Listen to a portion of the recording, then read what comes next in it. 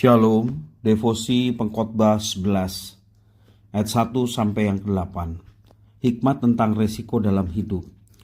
Lemparkanlah rotimu ke air, sesungguhnya lama setelah itu engkau akan mendapatnya kembali. Berikanlah bagian kepada 7, bahkan kepada 8 orang, karena engkau tidak tahu malapetaka apa yang akan terjadi di atas bumi. Bila awan-awan syarat dengan air, hujan dicurahkannya ke atas bumi. Bila pohon tumbang ke selatan atau ke utara, di tempat pohon itu jatuh, di situ ia terletak. Siapa yang senantiasa memperhatikan angin tidak akan menabur. Siapa yang senantiasa melihat awan tidak akan menuai. Sebagaimana engkau tidak mengetahui pergerakan angin dan tulang-tulang dalam rahim seorang perempuan yang mengandung, demikian juga engkau tidak mengetahui pekerjaan Allah yang membuat segala sesuatu. Di pagi hari taburkanlah benihmu, dan di petang hari jangan biarkan tanganmu beristirahat, karena engkau tidak mengetahui apakah ini atau itu yang akan berhasil, atau kedua-duanya sama baik. Terang itu menyenangkan, dan melihat matahari itu baik bagi mata. Sebab itu jika manusia berumur panjang, biarlah ia bersukacita di dalamnya. Tetapi hendaklah ia ingat akan hari-hari yang gelap, karena banyak jumlahnya. Segala sesuatu yang datang adalah sia-sia. Demikian firman Tuhan.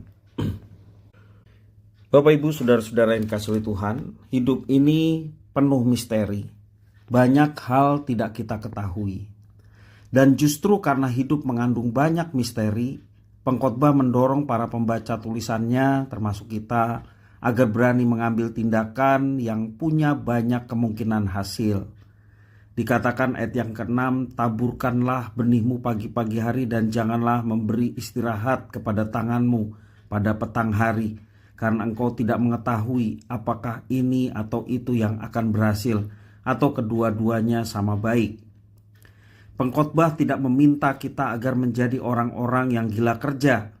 Ia hanya mengingatkan bahwa kita ini sungguh tidak tahu apa-apa dan tidak dapat memastikan hasil dari setiap pekerjaan yang kita lakukan. Kita juga tidak tahu bagaimana Tuhan Allah akan berkarya. Walaupun demikian, ketidaktahuan itu tidak boleh membuat kita santai saja lalu masuk ke tempurung, dalam tanda petik ya, tempurung kita masing-masing. Tidak bersemangat, tidak rajin melakukan sesuatu, loyo menghadapi hidup. Sebaliknya, justru karena ketidaktahuan itu, kita digugah untuk menjadi rajin, menabur benih pagi-pagi. Juga janganlah memberi istirahat pada tanganmu.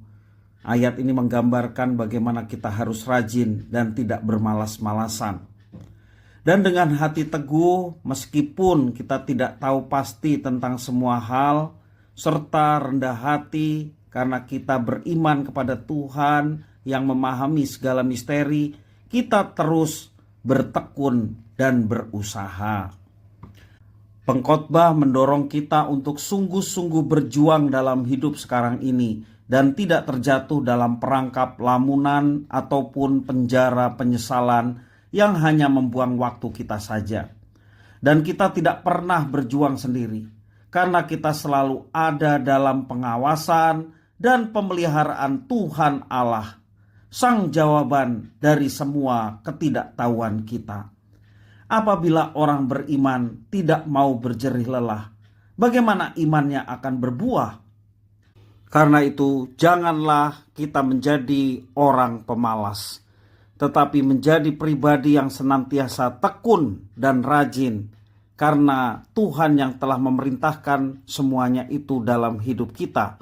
Dan Tuhan hanya memberkati orang-orang yang dengan tekun, rajin, melakukan setiap tugas tanggung jawab yang dipercayakan, apakah itu dalam pelayanan maupun juga dalam aktivitas hidup kita setiap hari. Tuhan Yesus memberkati.